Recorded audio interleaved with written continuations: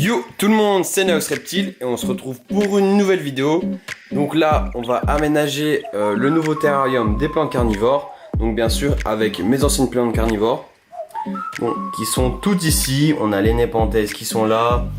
On a de la sphène vivante que je suis allé récupérer dans les Vosges, un peu dans la forêt, il y en avait pas mal. Donc voilà, là c'est de la sphène morte avec de la perlite pour le substrat de base. Voilà, on a toutes les népenthèses qui sont mis dans des bacs grillagés. Donc à la base c'est des bacs d'aquariophilie. Enfin pour tout ce qui est aquariophilie d'extérieur. Par exemple ce sont des bacs pour les nénuphars, etc. Les iris d'eau. Et ça convient très parfaitement, enfin ça convient super bien aux népenthèses. Elles sont mélangées avec un substrat, c'est de l'écorce de hêtre il me semble. De la perlite et de la sphène morte. Et par au-dessus j'ai mis de la sphène vivante. Donc voilà, j'ai 6 népenthèses, sans compter le bébé qui est avec une grosse népenthèse, une autre. Là on a des Drosera dédionnées que j'ai récupéré de mon ancien terrarium. Et là aussi on a pas mal de Drosera. Il y a encore une boîte de Drosera, il y en a vraiment beaucoup. Il y a les 3 plantes là, donc, que j'ai présenté dans ma dernière vidéo. Ensuite on a de l'aquanape, donc ce qui va permettre de séparer les billes d'argile du substrat. Et voilà, on va tout de suite commencer par mettre les billes d'argile, ensuite l'aquanape, le substrat, les plantes, etc.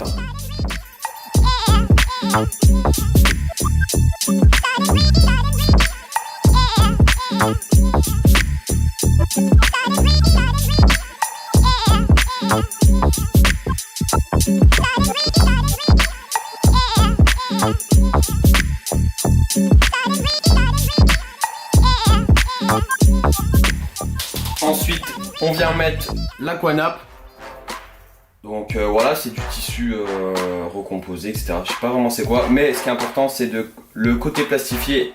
Faut le mettre côté billes d'argile. Et en fait, le côté où il y a le tissu, les plantes, avec leurs racines, elles vont pouvoir s'accrocher, etc. Et passer à travers pour enfin se servir dans la réserve d'eau.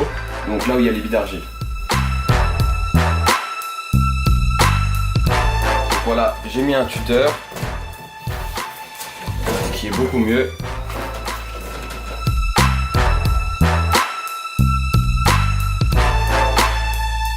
Voilà, donc on va placer ensuite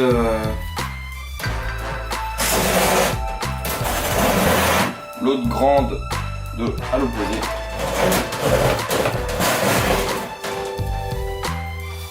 Donc comme vous avez pu voir, les pots, voilà, ils sont beaucoup plus gros. Donc je les ai changés, je les ai rempotés là-dedans pour qu'elles s'y sentent mieux et qu'elles puissent mieux se développer.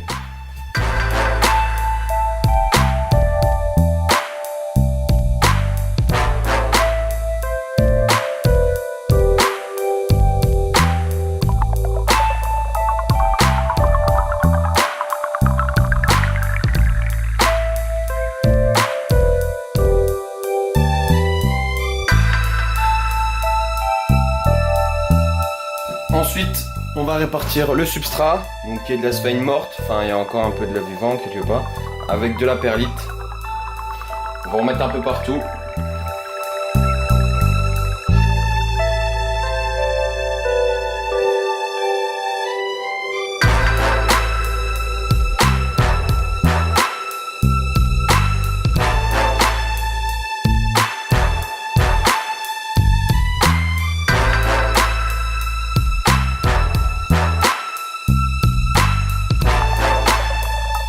Ensuite, on va pouvoir installer des gros blocs de sphène que j'ai récupérés dans la nature.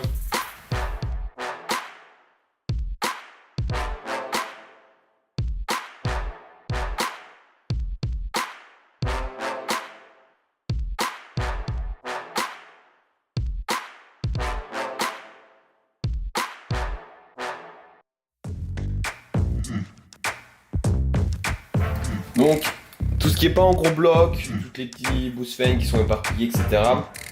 Si vous n'avez pas des gros blocs, mieux vaut les couper en fines lamelles et les disperser un peu partout. Et là, la sphène va repousser d'elle-même. Donc voilà, j'ai coupé la sphaigne en petits bouts, on va pouvoir la répartir un peu partout. Et quand vous la coupez en petits bouts, vous avez beaucoup plus de chances qu'elle se disperse très facilement. Et la sphaigne repousse très vite.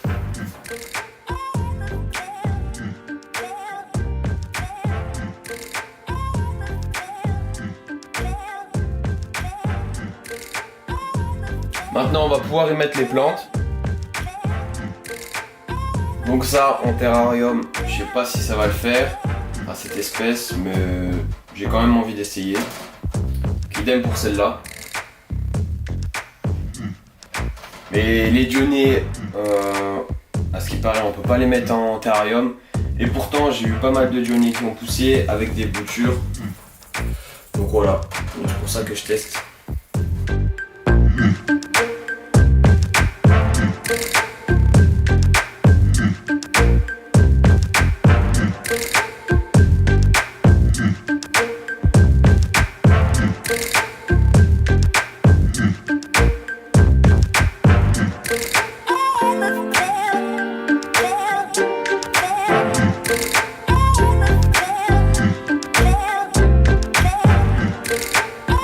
Là, je sais pas si vous avez vu, mais j'ai tout ça de Drosera Delahaye.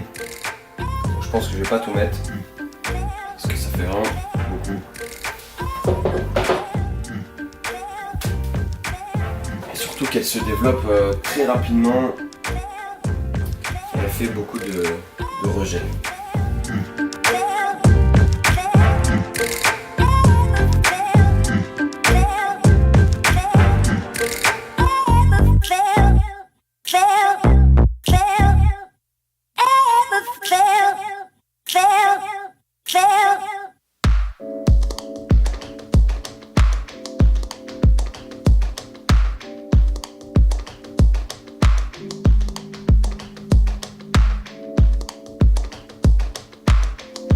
Donc voilà, elles ont pas super mine les Drosera parce que dans l'ancien terrarium elles se sentaient à l'écart.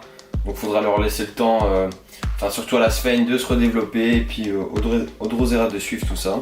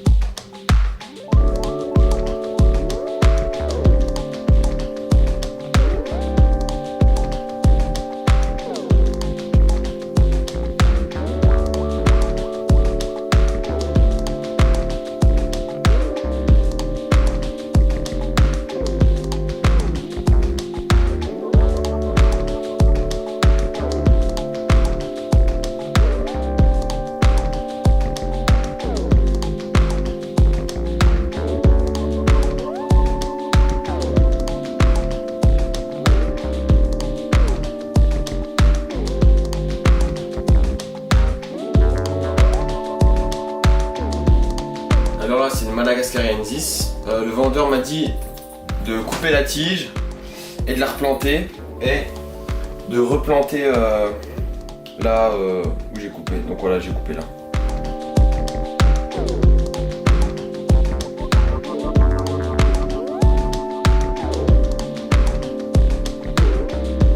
Voilà, donc j'ai tout mis. Le rendu final est pas super beau.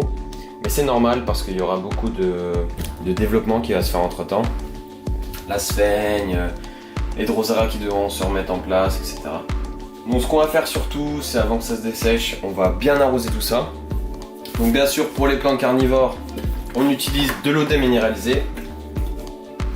Et je vais en mettre abondamment histoire de remplir voilà, le fond et que la réserve d'eau avec les billes d'argile soit bien remplie. Donc voilà, on vient de terminer tout ça, donc le résultat est sympa, les plantes, voilà, elles n'ont pas une super belle mine étant donné qu'elles étaient toutes serrées et qu'elles ont un petit coup de stress. Donc il faudra attendre que tout se redéveloppe parfaitement, donc je ferai une petite vidéo histoire de vous montrer un peu quand la sphaigne aura poussé et les plantes aussi. Mais voilà, il y a déjà de la buée, c'est bon signe parce qu'il faut une bonne hygrométrie pour que la sphaigne soit encore humide et que les plantes ne manquent pas d'eau. Donc c'est important, voilà. On a le ventilo ici, je l'ai programmé toutes les 3 heures pendant 30 minutes. Donc voilà, avec ça. J'ai eu une fuite derrière, c'était avec... mais en gros c'était avec les cure-dents que j'ai mis, ça fuitait par les cure-dents. Donc j'ai mis de la colle chaude et voilà, ça fuit plus. Donc voilà, j'espère que cette vidéo vous aura plu et vous aura aidé. N'hésitez pas à aller liker ma page Facebook, à me follow sur Twitter, à me follow sur Instagram aussi, tout est dans la barre d'infos de la vidéo. Merci d'avoir regardé cette vidéo et n'oubliez pas, abonnez-vous. Allez, ciao!